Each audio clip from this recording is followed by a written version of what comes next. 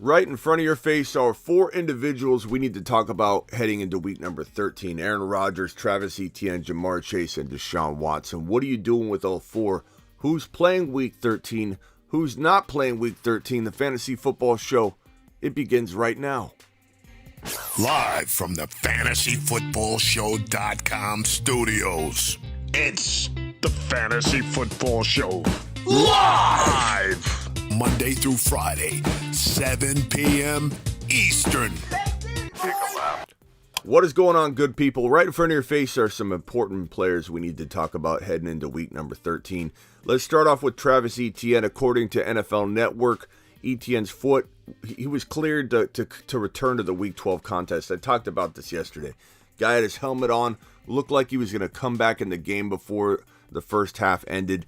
He didn't. Then he didn't return to the lineup in the second half. Precautionary, probably. Looks like it's the other foot. It wasn't the Liz Frank injury related foot anyway, but something to look at. Probably like a foot sprain, potentially something else going on. But apparently he's fine.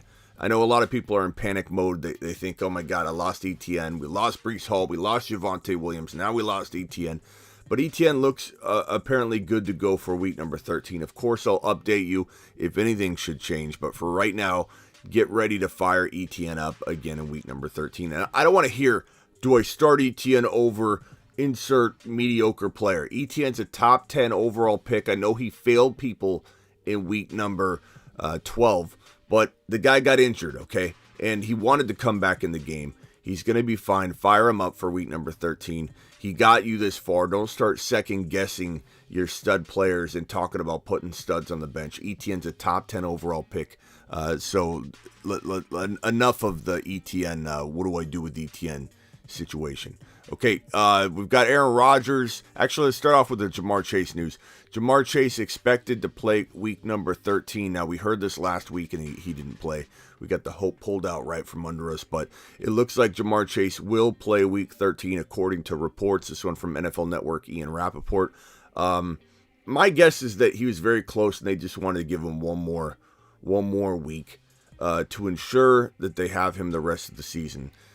Sounds like a precautionary thing, not a setback. Setback wouldn't have him, lined up to play week 13. Setbacks usually bring you right back to square one, at least.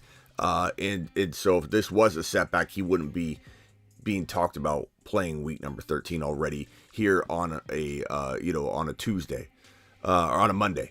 Today's Monday. Here on a Monday. Okay, so Jamar Chase, for now, put him in your lineup. And if something changes, we'll certainly have a video on it and talk about it on the Monday through Friday show. So that's great news for anybody that's got Jamar Chase. So far, two good pieces of news coming out of Jacksonville and Cincinnati. This guy, Deshaun Watson, has been officially reinstated from his 11-game suspension, coming back for his revenge game against the Houston Texans. I don't know whether you should fire him up in your lineup or not. It depends on your situation. I imagine if you're even contemplating it, you've been rolling out rotations. You've got Geno Smith. You've got guys like that instead of players like Herbert and those guys who are. Herbert's been worrisome, but he's somebody that people have been contemplating. Do I start so-and-so or Herbert? So you got a Hurts or whatever. Obviously, you're good to go, but you could maybe trade if your trade deadline has not passed. I'd say about 70% of everybody's trade deadline is passed, but there are a big chunk of people that still can make trades this week, some even next week. And if you've got Watson, this is exciting news in terms of trade potential for you if you have a big name quarterback and you've got 5 weeks left to head into the remainder of the season saying, hey, you know what? I'll take a little gamble, get another backup. Maybe I've got a third quarterback anyway. I'll take a little gamble and trade away Watson to get a better lineup piece somewhere, an upgrade somewhere, to turn a good wide receiver into St. Brown, to turn a mediocre wide receiver into DK Metcalf, to go get a Stevenson from a shaky running back play like maybe Pierce. You can do all kinds of things still. You can even upgrade into Mark Andrews because he didn't explode in week number 12.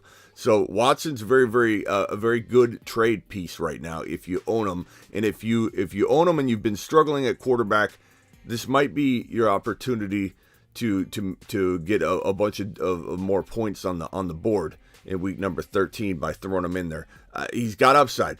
The matchup's good. It's a revenge game. The offense is potent enough for this guy to do well right away. He looked rusty in the preseason. I'm a little concerned about that, but at the same time, he is an ultra talented quarterback that has played football his whole life. So it depends on the scenario. You can definitely ask me a question below in the live streams. We can debate your scenario or your options. But for right now, anybody that's got him, that's contemplating putting him in, you probably have the scenario where it's warranted. So should be in a lot of people's lineups, and other people should be trading him away if at all possible in your league. Aaron Rodgers, ribs will undergo an MRI. He was already struggling with a broken thumb. Now this, who knows what's in store for Rodgers the rest of the way. It's one of those situations where Aaron Rodgers should have went somewhere else.